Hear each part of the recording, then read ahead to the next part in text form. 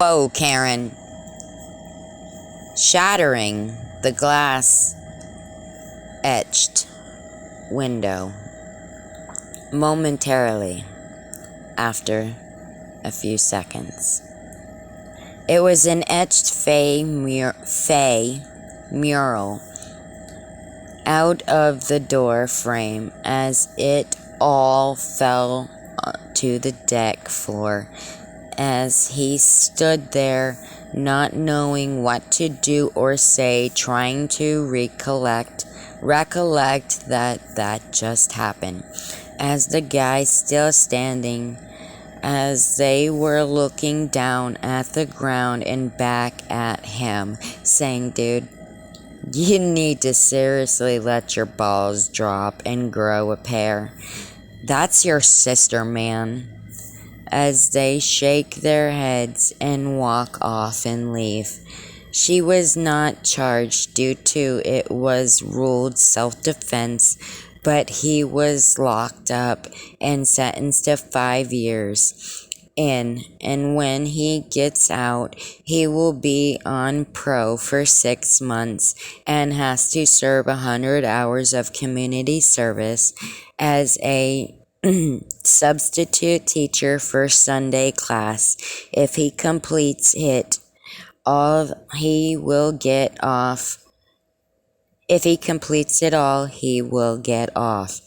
If he gets in trouble again, he serves 10 years with the chance of parole only and not a minute before 7 years incarcerated and has to check in every Friday and account for his day, if necessary, to feel they need to ask at any point in time. Karma at its finest.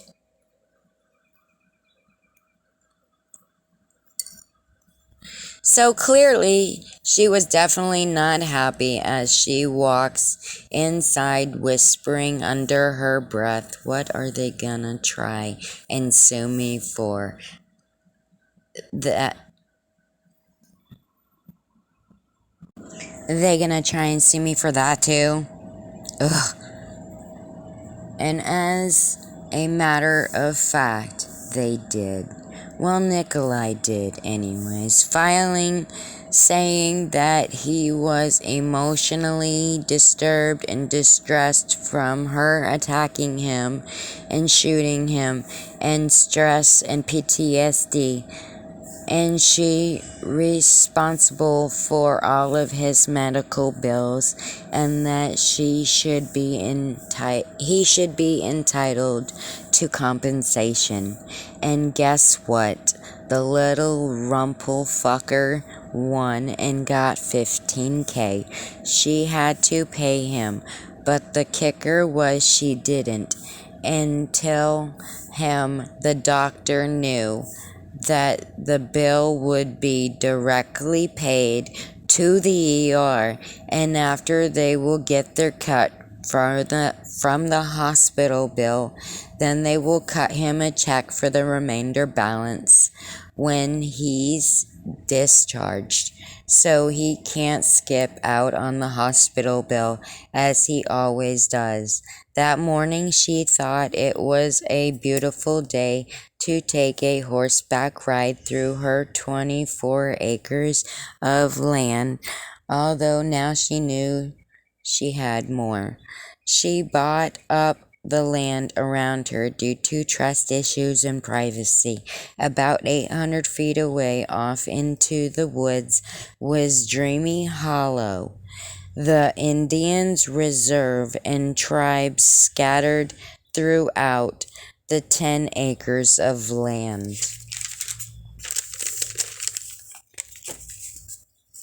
It just got real. Page 131.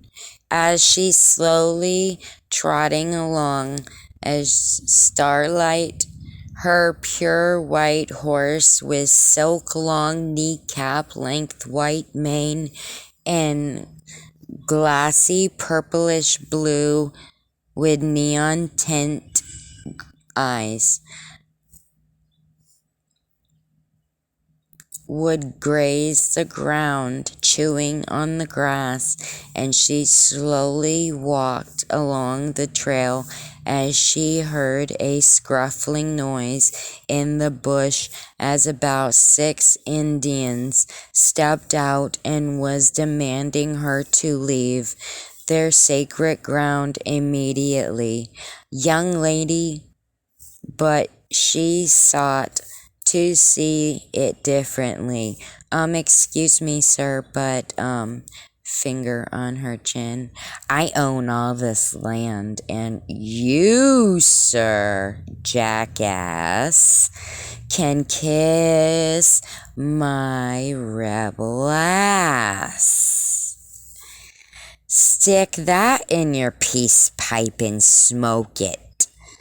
As a short 5 foot 1 inch long jet black curly hair down to her hips, looking no older than 28, athletic, with hazel brown eyes and about 128 pounds, comes to find out she's the Indian White Witch. Littlefoot steps out and waves her hands as they all disperse and leave. She just stands there looking at her with her hand on her chin, as she struck that a bit odd to her as she began to speak to her, and that did not go well.